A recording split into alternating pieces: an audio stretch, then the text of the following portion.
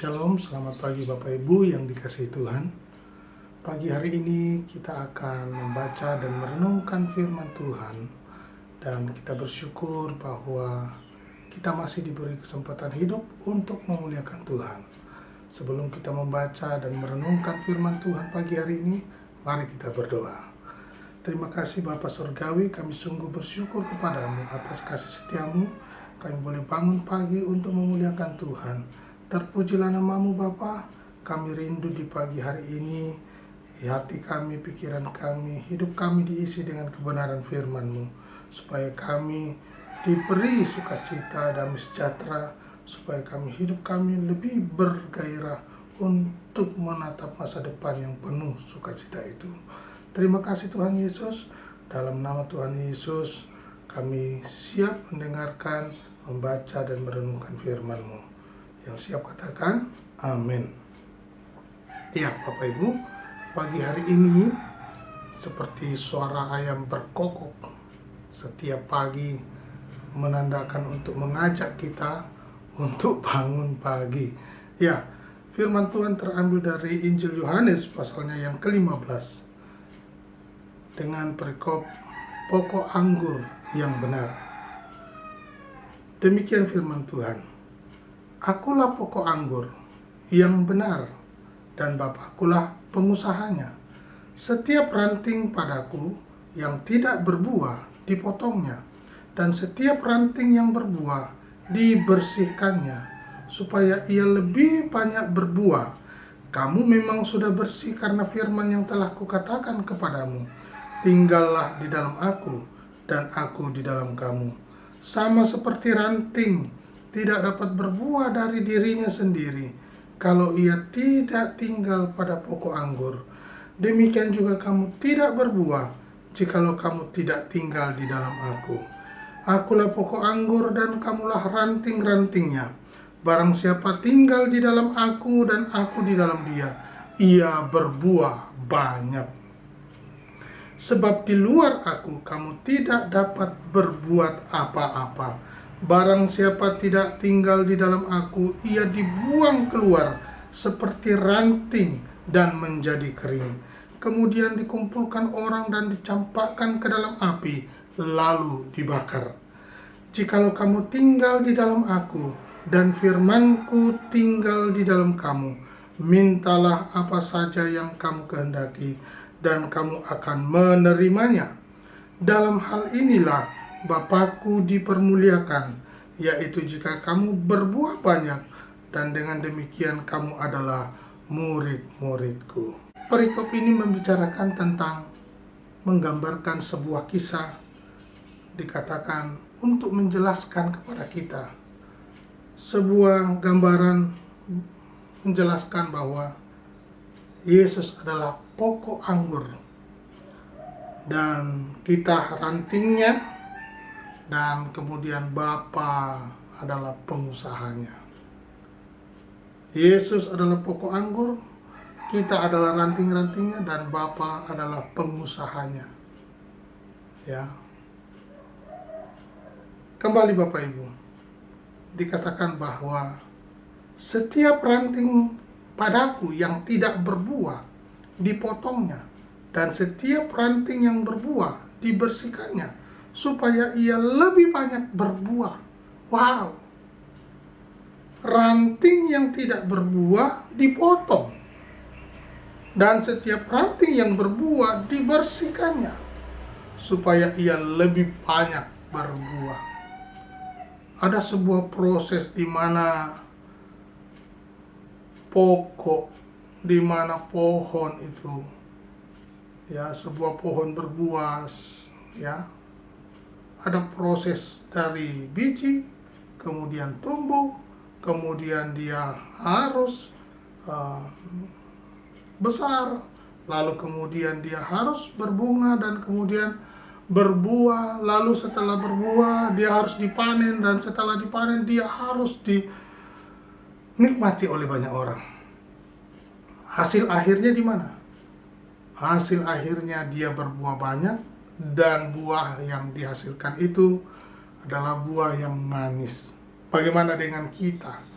Apakah kita adalah hasil dari buah yang manis itu atau buah yang kecut, buah yang asam, buah yang tidak bisa dinikmati. Menggambarkan bahwa kita adalah ranting itu, menggambarkan bahwa kita adalah ranting yang harus dibersihkan.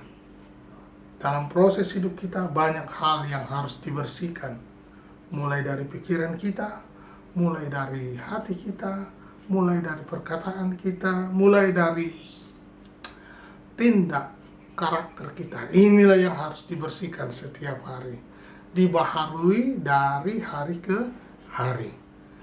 Kembali Bapak Ibu yang dikasihi Tuhan, dikatakan bahwa kamu memang sudah bersih karena firman yang telah kukatakan kepadamu. Tinggallah di dalam aku dan aku di dalam kamu, sama seperti ranting yang tidak dapat berbuah dari dirinya sendiri. Ada sebuah ajakan bahwa kalau di dalam Yesus kita akan berbuah. Kalau kita tidak di dalam Yesus, di dalam Dia dikatakan tidak dapat berbuah. Ya, artinya bahwa untuk tinggal di dalam Yesus diharapkan supaya kita berbuah. Nah, kalau tidak ada dalam Dia, dikatakan bahwa kamu tidak dapat berbuah kalau tidak tinggal di dalam Dia. Apa harapannya? Kita yang di dalam Dia diharapkan supaya berbuah. Seperti saya jelaskan tadi, berbuah yang bisa dinikmati oleh banyak orang, bisa menjadi berkat dimanapun Bapak Ibu Saudara berada. Dari hal-hal kecil, mungkin di dalam rumah tangga, mungkin di lingkungan sekitar, ataupun di lingkungan pekerjaan, atau di mana saja, entah di jalan raya, entah di bepergian, kita jadi berkat. Ini yang Tuhan maksudkan dari ayat ini, supaya kita harus berpaut pada pokok anggur itu. Ya, akulah pokok anggur dan kamu. Barang siapa tidak tinggal di dalam aku, ia dibuang keluar seperti ranting dan menjadi kering. Kemudian dikumpulkan orang dan dicampakkan ke dalam api lalu dibakar. Wah, ini mengerikan Bapak Ibu. Ya, ini menggambarkan kata-kata yang sebenarnya ringan untuk bacanya, tapi memaknainya ini dalam sekali, dan ini sebuah peringatan yang keras. Dikatakan bahwa barang siapa tidak tinggal di dalam aku, ia dibuang keluar seperti ranting dan menjadi kering. Kemudian dikumpulkan orang dan dicampakkan ke dalam api, lalu dibakar. Orang yang tidak tinggal di dalam Kristus Yesus, orang yang tidak tinggal di dalam Dia, ya, dikatakan dicampakkan ke dalam api lalu dibakar. Mengalami suatu kematian yang mematikan, kematian yang kekal dan mematikan. Artinya matinya ngenas. Ya, kematian yang mematikan, bukan kematian yang menghidupkan. Setelah kematian ada kebangkitan, bukan? Tetapi yang dimaksud ini dicampakkan ke dalam api lalu dibakar, dia adalah menuju kematian, dan kematian penyiksaan yang kekal selama-lamanya. Tentunya Bapak Ibu Saudara tahu di mana itu tempatnya, ya. Jikalau kamu tinggal di dalam aku dan firmanku tinggal di dalam kamu, mintalah apa saja yang kamu kehendaki dan kamu akan menerimanya. Apakah Bapak Ibu Saudara sudah meminta hari ini? Jikalau kamu tinggal di dalam aku dan firmanku tinggal di dalam kamu. Ya, perhatikan kalimatnya. Dan firman-Ku, firman Allah itu tinggal di dalam kamu dan saya, Bapak Ibu Saudara dan saya. Mintalah apa saja yang kamu kehendaki dan kamu akan menerimanya. Apakah Bapak Ibu sudah menerima atau sedang menerima, akan menerima, atau sudah terima, atau belum menerima? Pagi hari ini kita diajak untuk merenungkan firman Tuhan yang indah ini. Sebuah harapan, sebuah peringatan, sebuah keyakinan, sebuah hadiah yang Tuhan berikan buat kita. Dikatakan ayat yang terakhir, dalam hal inilah Bapakku dipermuliakan, yaitu jika kamu berbuah banyak, dan dengan demikian kamu adalah murid-muridku. Siapa yang disebut murid-muridnya?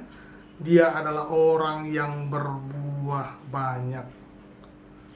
Siapa yang disebut murid-murid itu?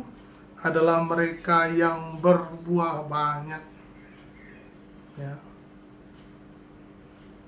Mereka yang berbuah banyak, maka kita akan disebut murid-muridnya. Wow, statusnya jelas. Kalau ada orang, ada nama, ada pengakuan, disebut murid. Pagi hari ini, marilah setiap kita renungkan baik-baik apa yang menjadi gambaran dari kebenaran firman Tuhan.